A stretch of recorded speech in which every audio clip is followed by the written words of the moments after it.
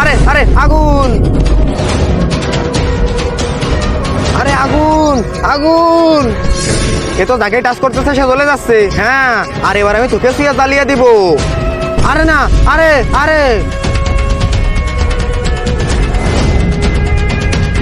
আরে কোথায় গেল? এদিকে গেছে মনে হয়। এ না, যাকে টাচ করতে সব জানি আমি। একে অভিশাপ করেছে, যাকে টাচ করবে সেই জ্বলে যাবে। আমরা একে কিভাবে থামাবো? একে থামাতে হলে তোমাকে জলপরীর চোখের পানি পান করতে হবে। যদি তুমি এটা খেতে পারো তাহলে তোমার ভিতরে একটা স্পেশাল শক্তি চলে আসবে। তারপর তুমি একে সহজে থামাতে পারবা। নিয়ে চলো জলপরীর কাছে।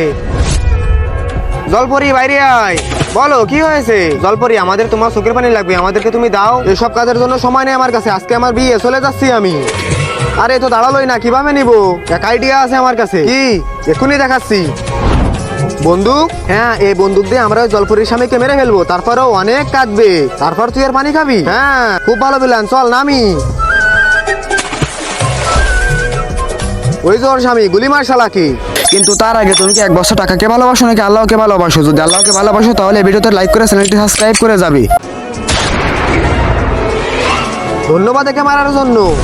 তুমি ধন্যবাদ কেন দিচ্ছ? তোমার তো স্বামী মারা গেছে, তোমার তো অনেক কান্না উচিত। আমি কাঁদবো না, আমি আরেকজনকে ভালোবাসি। এর সাথে তো বাড়ির লোকে জোর করে বিয়ে দিয়ে দিচ্ছিল, এবার চলে যাচ্ছি আমার আসল লাভারের কাছে। আরে তাহলে ওকে কিভাবে থামাবো?